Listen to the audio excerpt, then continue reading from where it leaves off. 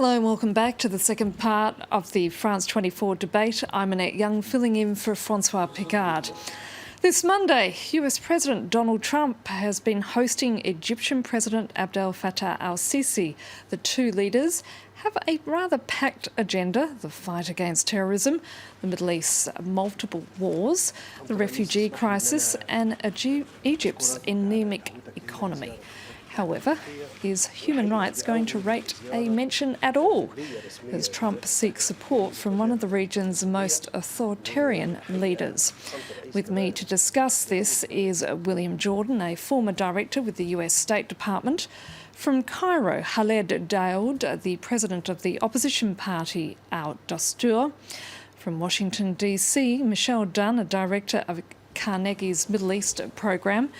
And by Skype from Orlando, Florida, Ashley Anzara, the executive member for the American Middle East Coalition for Democracy.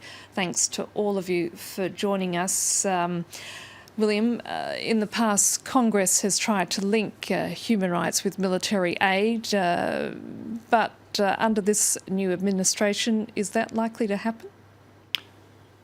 I can believe that link, there will be people who will continue to call for it, and you've already heard some voices on the Republican side, some of the, who are now becoming the sage leaders, like John McCain and Lindsey Graham, expressing certain concerns about human rights-related issues. But I think that overall, if this is one of those things where Trump is hoping that he'll be able to get the Congress to basically go along with whatever he wants to do, whether it involves assistance or closer cooperation with countries like Egypt, he'll get it. I don't think there's going to be, well, actually this proposal to sell these F-16s without restriction to Bahrain will be the first such test, because that will be submitted to Congress, and so we'll see how that goes. So that will be the first real test case. The assistance levels in the budget will be the next, but I can believe that there will be a lot less discussion of human rights when it comes to the Middle East, particularly if the Trump administration continues to hammer its emphasis home on the fight against the so-called Islamic State. Ashley Asmara, I would say, however, given what William has just been saying and what Michelle also said earlier, is that this is a very sort of one-dimensional foreign policy. Do you not understand that for many in the US and also around the world, that there's somewhat of a concern about sidling up with a man who clearly is being seen by many in his country as being a dictator? Well, I agree with William and Michelle for their comments. But there is one thing I would like to add. Trump is not a dictator. Trump is a businessman that he valued the end result. As a member of the Middle Eastern Coalition, we have given him advice regarding democracy in the Middle East. You will not win the war against terrorism unless you change the culture and the society. If there is a society that believes that the Prophet has ordered them to have war against infidels, how are we going to win a war? The issue is not winning a war. The issue is how to win a peace, a permanent peace in the area. I believe now is the right time for Mr. Let me just pick you up on that. You're saying that this is the time to fight against radical Islamists who are undermining the fundamentals of democracy. But is that not the case in Egypt too, where the man who's in charge is imprisoning, jailing anybody that he sees or perceives to be a threat to his regime? Thank you for having this question raised. I was on a conference call this morning with another Egyptian TV, the Nile TV, and then I had to call a few friends in Cairo to ask a few questions. The fact of the matter is the Egyptian people are afraid of terrorism. The Egyptian people are afraid of the Muslim Brotherhood. The Egyptian people would like to live in peace. They don't know how. You have two fundamentally different groups. One is the Muslim Brotherhood, and the second one is the military and the army. And then you have to make a choice, not we and you, but the Egyptian people. I really believe very strongly that Mr. Trump have to increase the aid to Egypt, not the military, no, but to promote democracy, to promote human rights, to promote women rights, to promote to promote the entire philosophy of how the West succeeded. If we are going to have the Middle East succeed and to ally themselves to the West, we have to be a part of their culture. They don't know how. They are very much controlled and brainwashed by those imams and all those people, religiously fanatics. So when we say, well, some guy, he was in the prison and he went from the prison, in the Egyptian prison, he went to Hamas and he was trained in Gaza. He came back and he killed 10 people and destroyed the Coptic church. Well, that is a very good example. For not the prison is to change the human. No, it's the culture and the basic principle of the culture that can change a human.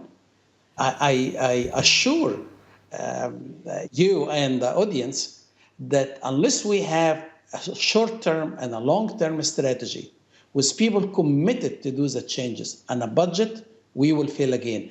Today is Iraq and Syria. Tomorrow will be Algeria and then Morocco and then Africa. At this point, Ashley, let me just bring in Khaled from Cairo. The General's visit is being seen by some as a vindication of his rule, but will it, as some critics say, pave the way for further oppression of your fellow Egyptians?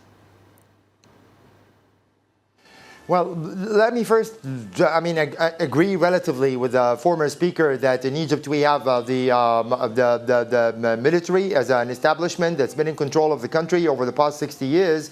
And we did have a terrible experience with the Muslim Brotherhood when former President Mohammed Morsi was in office, because they basically wanted to rebuild a dictatorship with a religious flavor.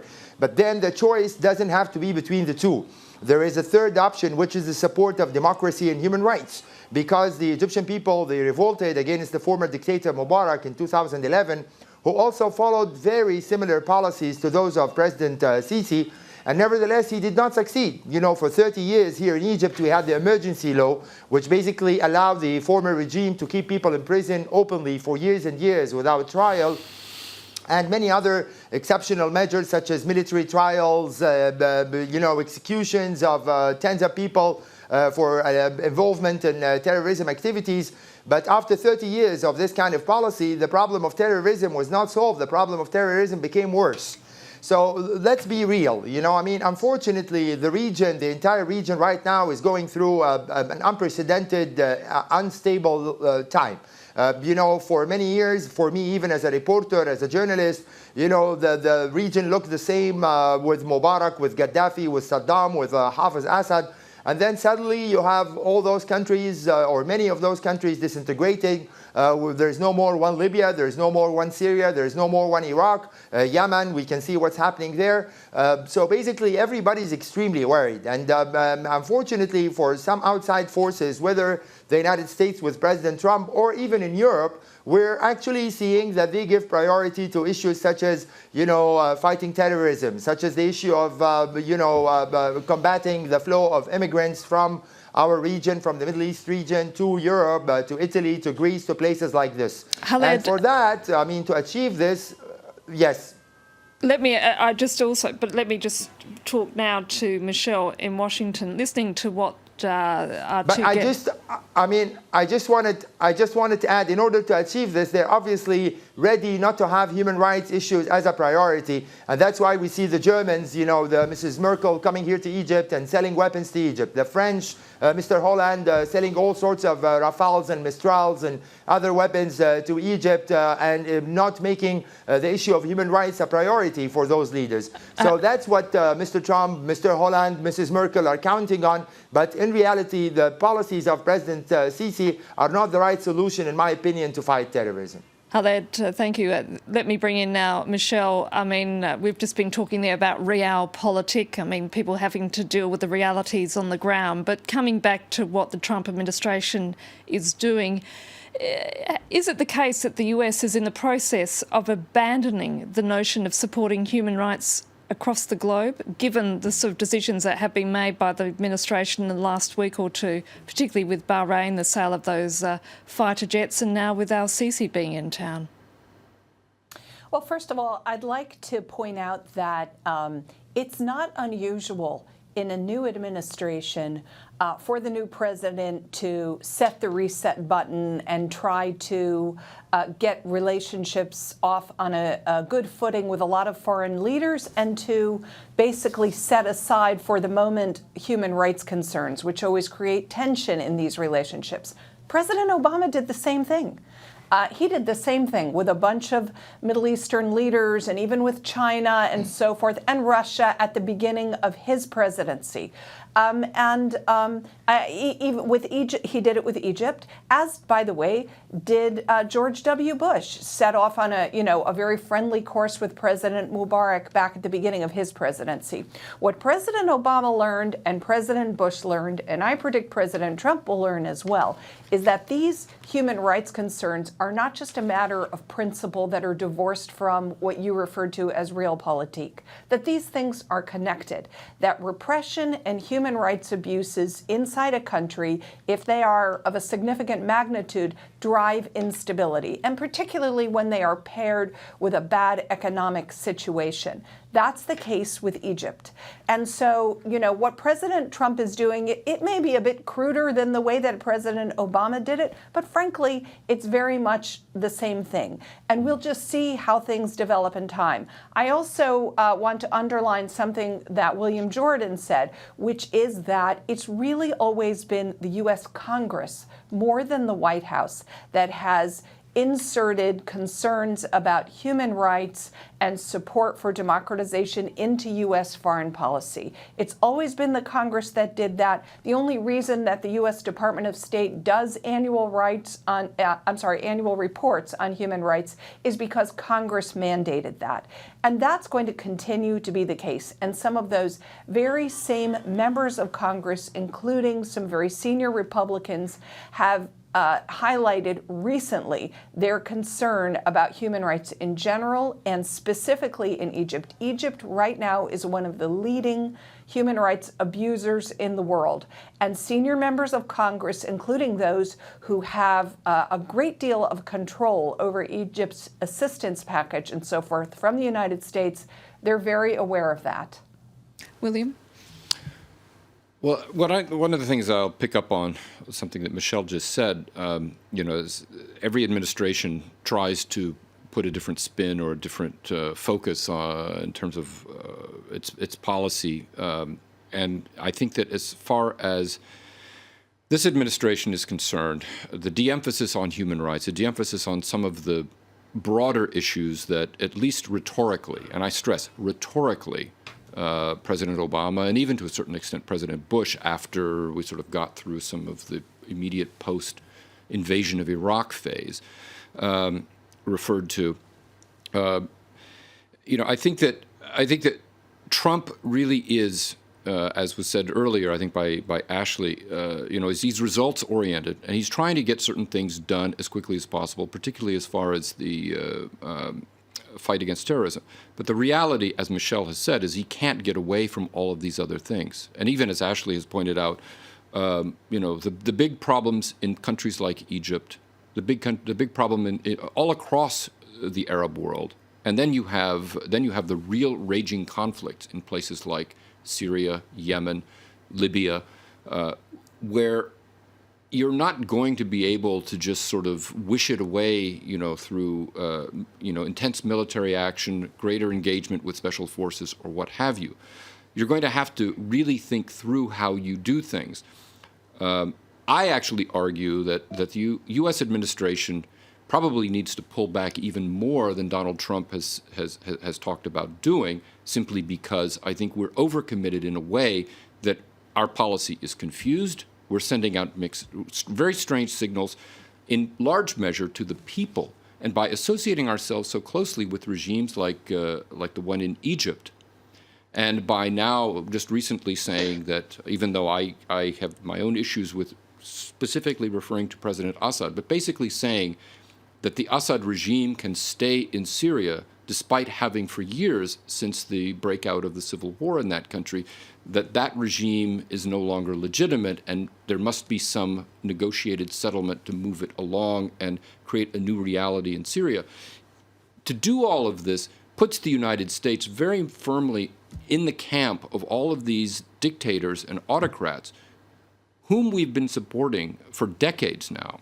And in a way, the U.S. needs to change its paradigm. It needs to rethink fundamentally, taking into account that it's not just about terrorism. That terrorism is the symptom.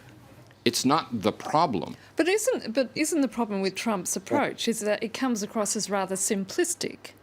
Well, I think this is partly a question of how I subscribe to the notion that Trump's victory was unexpected. There wasn't a lot of deep thought put into all of this.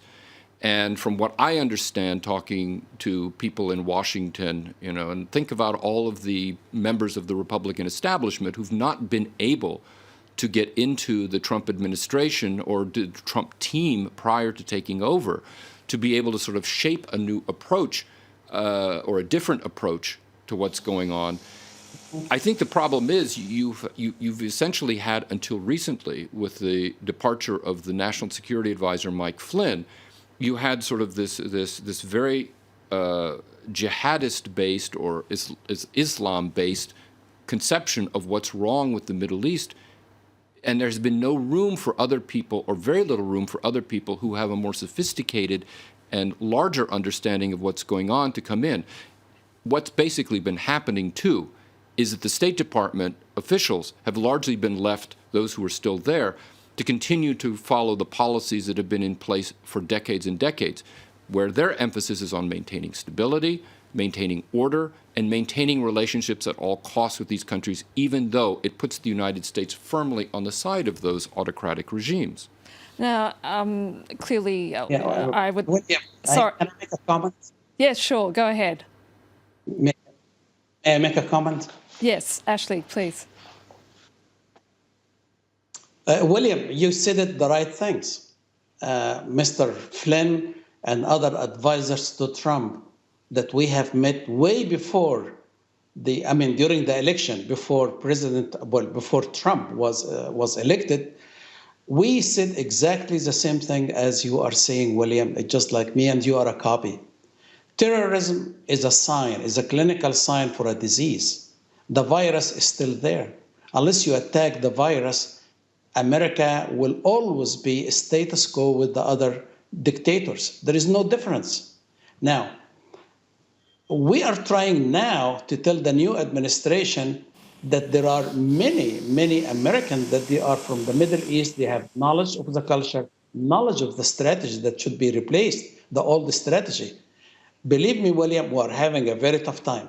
For some reason, since George Bush till today, they go back again to the same advisory committee. They go back again to the same group of people that they put America in a very difficult position in Iraq and the Middle East entirely.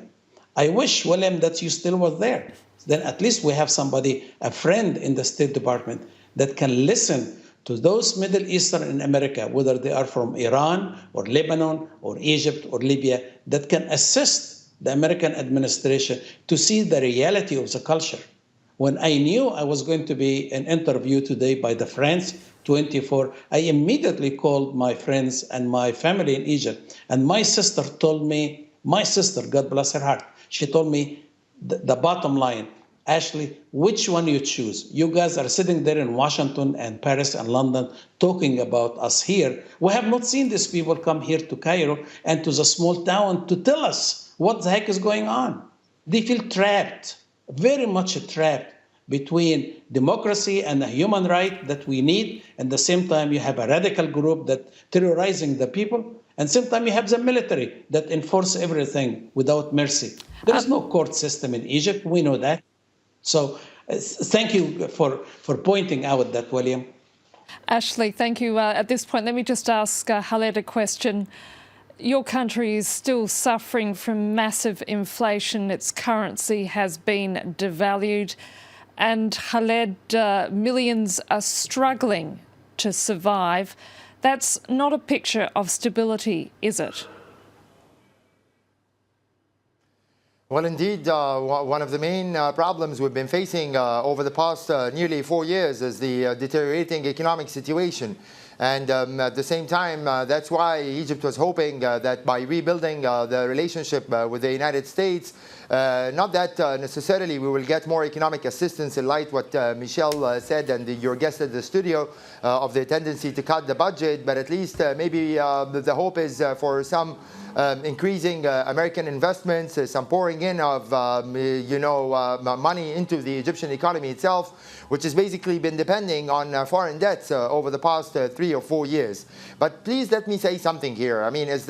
Unfortunately, I personally, as an Egyptian, do not think that President Trump's policies and his views and his team of advisors are going to be of any help to our region.